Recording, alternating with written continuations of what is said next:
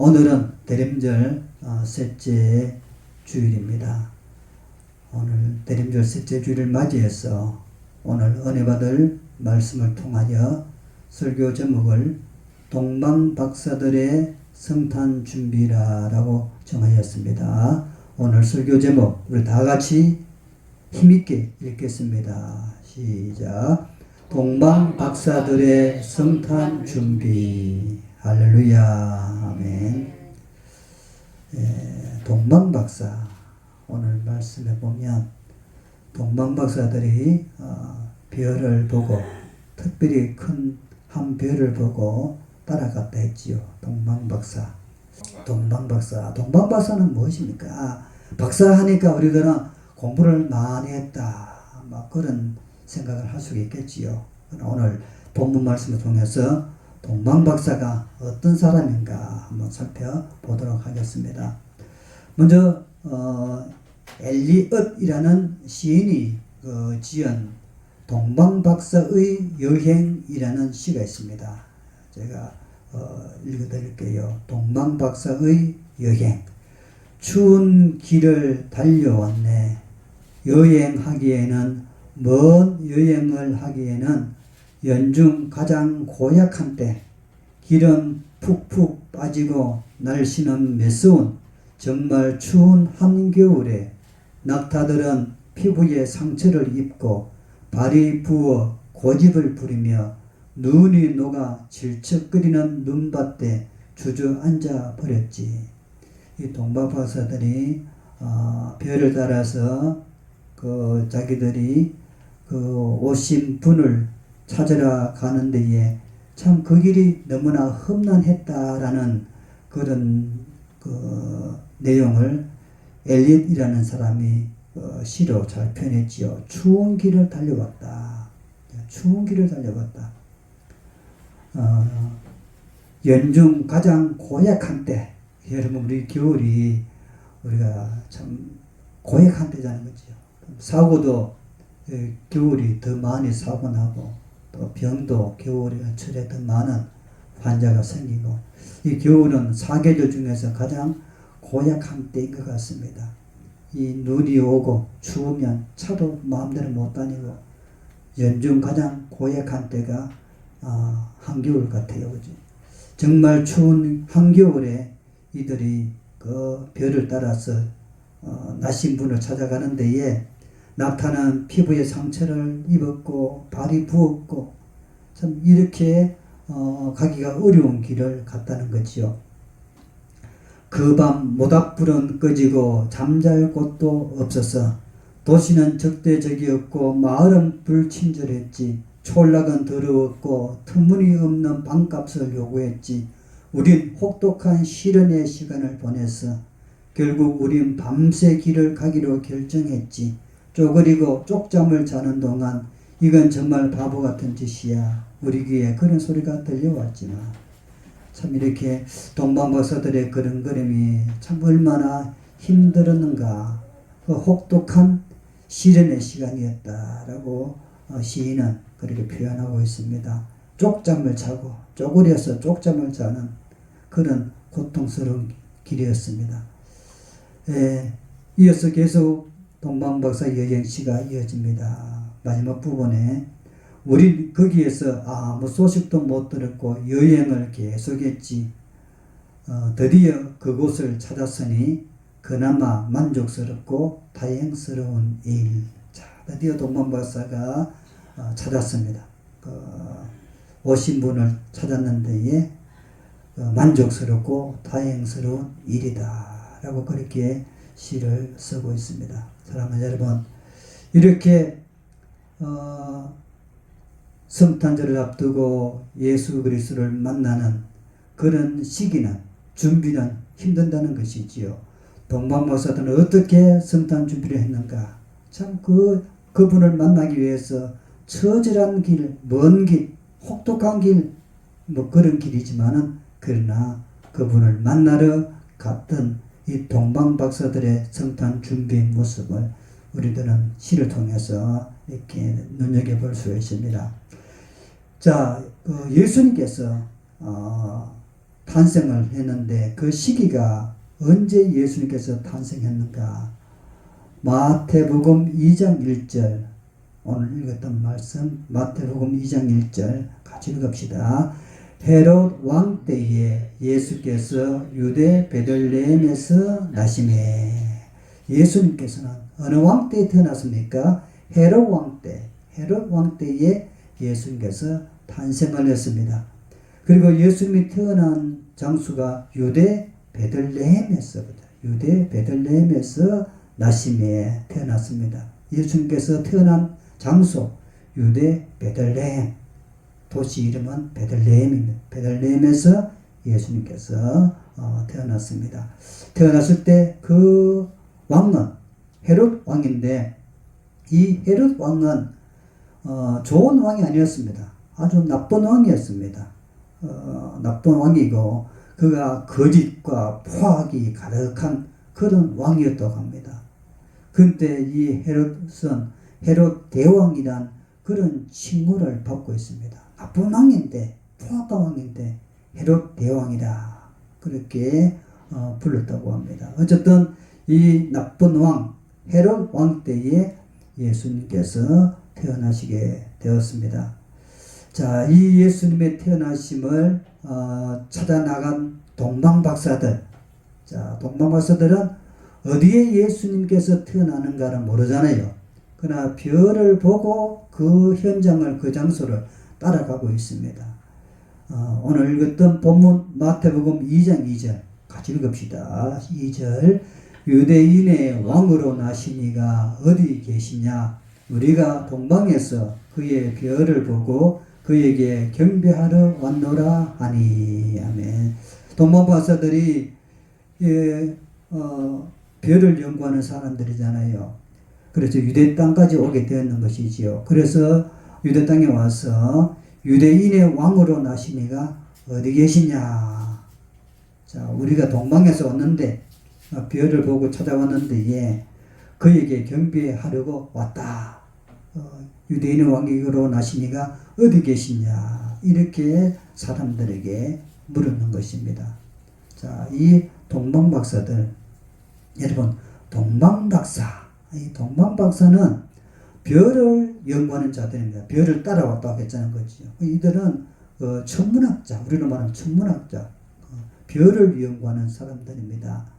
별을 연구한 사람들인데, 킹 제임스 헌정역이라는 성경에서는 이 동방박사를 박사라고 표현하지 않고 지혜자라고 그렇게 표현하고 있습니다. 우리 성경에서는 박사라고 번역을 했지만은 킹 제임스 헌정역 성경에서는 지혜자라고 그렇게 번역을 하고 있습니다.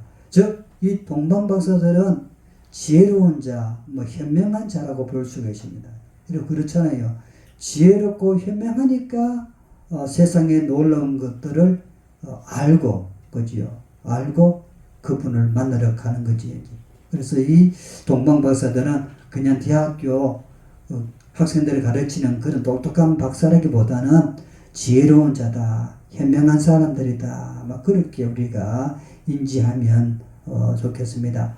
이렇게 동방박사들은 예수님을 만나러 갑니다. 태어나신 예수님을 만나러 가는데 철두철미하게 이 동방박사들은 성탄 준비를 잘한 지혜로운 동방박사들이었습니다.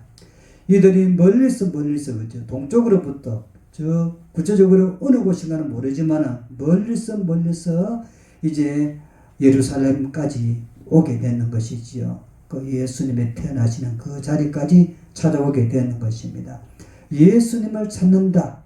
그것은 바로 이 동방박사들은 지혜로운 사람이었다라고 볼 수가 있지요. 잠언 1장 7절에 여호와를 경외하는 것이 지식의 근본이거늘 하였습니다. 미련한 자는 지혜와 훈계를 멸시하느니라. 동방박사들은 성탄을 준비하잖아요. 동방에서 그 태어나신 분을 만나러 나가는 것은 이들이 얼마나 지혜로운 사람이었는가를 알 수가 있잖아요. 그러나 그 당시 사람들은 예수님이 태어난 것을 몰랐잖아요. 동방박사는 물었지만 모르잖아요. 그러나 동방박사들은 그 태어나시는 예수님을 이제 찾으러 나가는 그런 지혜로운 사람들이 있다라고 볼 수가 있는 것입니다. 그런데 동방박사들이 유대의 왕이 어디서 태어났느냐고 이렇게 질문을 했잖아요. 그지요? 질문을 하니까 그 동방박사들의 그 질문에 그 헤롯 왕과 예루살렘에 사는 사람들은 아주 이렇게 깜짝 놀라게 되는 것입니다. 소동이 일어납니다. 왜? 왕이 있는데 왕이 어디서 태어나느냐 그렇게 물으니까 여러분 그 질문은 동방사들의 이 질문은 아주 이렇게 헤롯 왕을 놀라게 할 뿐만 아니라 예루살렘 도시조차도 놀라게 하는 소동치게 하는 그런 질문이었지요. 헤롯 왕 아까 언급했지만은 헤롯 왕은 동방박사들이 왕이 어디서 태어났느냐 그 장소가 어딨냐 어디서 나셨느냐 그 질문을 두고 헤롯 왕은 아주 과민 반응을 일으킵니다. 왜 내가 왕인데 무슨 왕이 또 이 도시에 있다는 말이냐. 그것은 뭐 이해할 수가 없는 일이지요. 아주 괘씸한 일이고 아주 못 봐줄 일이 아니겠습니까? 이 헤롯은요 굉장히 시기심과 질투가 많은 왕이었다고 합니다. 그가 이 왕권을 자식에게 이렇게 이어줘야 되잖아요. 그러나 자식에게 왕권을 주지 않으려고 자식까지 죽였다고 합니다. 그 왕권을 자기가 계속해서 유지하고 싶어서 왕권을 자식한테 물려주지 않기 위하여 자기의 자식을 죽인 그런 나쁜 왕입니다. 이만큼 그는 이제 세상으로부터 욕을 먹는 그런 왕이었죠. 헤롯 왕이었습니다. 근데 헤롯 왕이 태어났다라는 소식을 들으니 헤롯 왕이 감당할 수가 없지요. 무슨 말이냐? 내가 왕인데 어느 놈이 내 뒤를 내 왕의 자리를 이렇게 하느냐? 그가 속이 이렇게 전쟁터가 되는 거지요. 자, 그래서 이 헤롯 왕은 아주 이 헤롯 왕은 사악한 왕입니다. 강교한 왕입니다. 어떻게 합니까? 헤롯 왕이 박사들을 부릅니다. 마태복음 2장 7절에 헤롯이 가만히 박사들을 불러 이 박사들을 가만히 불렀다는 것입니다. 가만히 불렀다는 것은 이미 의도가 안 좋다는 거지요. 나쁜 의도가 있다고 볼 수가 있지요. 가만히 불렀다는 것은 뭔가 헤롯이 나쁜 짓을 나쁜 계획을 짜고 있다고 우리는 볼 수가 있습니다. 그리고는 박사들한테 별이 나타난 때를 자세히 묻고 나중에 아기를 찾거든 내게 알려주어라. 나도 찾아가서 깍듯하게 내도 경비를 하겠다. 그렇게 박사들에게 얘기를 하는 것입니다. 그 말에 박사들은 참 좋은 왕이다 라고 생각할 수 있지요. 그러나 이 헤롯 왕이 나도 가서 그에게 경배하게 하라 이 말은요 실상은 새까만 거짓말입니다. 실상은 무엇입니까? 그 장소를 나한테 알려주면 경배하러 가는 것이 아니라 그 태어난 아기 예수를 죽이겠다는 그런 마음을 가지고 있는 것이 헤롯 왕이었어요. 그것을 말을 하지는 않지만은 꿈이었어. 나도 가서 경배할 테니까 그가 태어난 장소를 알거든 나한테 꼭 알려주어라. 이렇게 이 헤롯 왕이 강교한 속임수를 거짓말을 하게 되는 것이지요. 자, 동방박사들은 이제 큰 별이 더 이상 진행하지 않고 딱 머무르니까 그 자리를 찾아가니 태어난 예수를 만나게 됩니다. 마태복음 2장 11절 말씀 집에 들어가 아기와 그의 어머니 마리아가 함께 있는 것을 보고 엎드려 아기께 경배하고 보배합을 열어 황금과 유향과 모략을 예물로 드리니라. 할렐루야. 아멘. 동방박사들은 성탄 준비를 잘했습니다. 그냥 빈손으로 가지 않았습니다. 먼 거리에서 이 태어난 장소까지 갈 정도로 마음의 준비를 해서 뿐만 아니라 또 황금과 유향과 모략까지 그 귀한 것을 잘 준비해서 아기께 경배하고 예물로 바치는 것입니다. 이 동방박사들의 준비와 그 귀한 경배를 우리는 볼 수가 있는 것입니다. 사랑하는 여러분, 동방박사들이 세 가지 예물을 태어난 아기 예수께 바쳤지요. 첫 번째 뭡니까? 황금, 두 번째 유향, 세 번째 모략입니다. 모략. 이 모략을 태어난 예수께 선물로 예물로 바쳤습니다. 이 황금이라는 것은 무엇을 의미합니까? 황금은요, 여러분 그 왕의 항상 왕관을 쓸 때 황금 그죠? 황금이라는 그런 금으로 된 왕관을 쓰자는 거죠. 이 황금이 의미하는 것은 지금 태어난 예수는 왕이신 예수다, 그죠? 예수는 왕이다. 그것을 의미하는 것입니다. 황금을 드렸다는 것은 당신은 왕입니다. 그런 의미예요. 할렐루야. 그래서 동방박사들은 그 왕께 엎드려 경배를 했는 것입니다. 그 황금이 말하는 것은 태어난 예수가 참 왕이다. 헤롯이 왕이 아니고 진짜 왕은, 참된 왕은, 만왕의 왕은 지금 태어난 예수가 진정한 왕이다. 황금을 바치면서 그렇게 고백을 한 것이지요. 두 번째요, 유향. 유향은 말 그대로 향입니다. 향수할 때의 향입니다. 이 향은 하나님께 드리던 향이 성전에서 있었지요. 향, 분향단, 그죠? 분향단. 이 향은 예수님은 하나님께 드려지는 분, 곧 예수님은 하나님이라는 것이에요. 예수님을, 유대인들은 아직도 예수님을 하나님으로 인정하지 않습니다. 저들은 예수를 인간 예수로, 좋은 사람으로만 생각하지 하나님으로 여기지 않습니다. 우리 기독교는 예수 그리스도를 하나님이신 예수로 믿자는 거죠. 이 유향이라는 것은 바로 하나님이신 예수를 의미하는 것이에요. 그리고 세 번째, 모략. 모략이라는 것은 장례를 할 때에 쓰는 약품입니다. 약입니다. 즉, 이 모략이 의미하는 것은 고난받으실 구원자 예수를 말하고 있습니다. 예수님은 고난을 받는다. 고난을 받으시면서 우리들을 구원하신 구원자다라는 것이에요. 그럼 이 모략이라는 것은 예수님은 구원자다. 그런 의미를 가지고 있습니다. 그러므로 이 세 가지 동방박사들이 바친 예물의 의미, 황금은 당신은 왕이십니다. 유향은 당신은 하나님이십니다. 모략은 당신은 구원자이십니다. 그것을 이 동방박사 세 사람이 증거하고 고백했다고 볼 수가 있는 것입니다.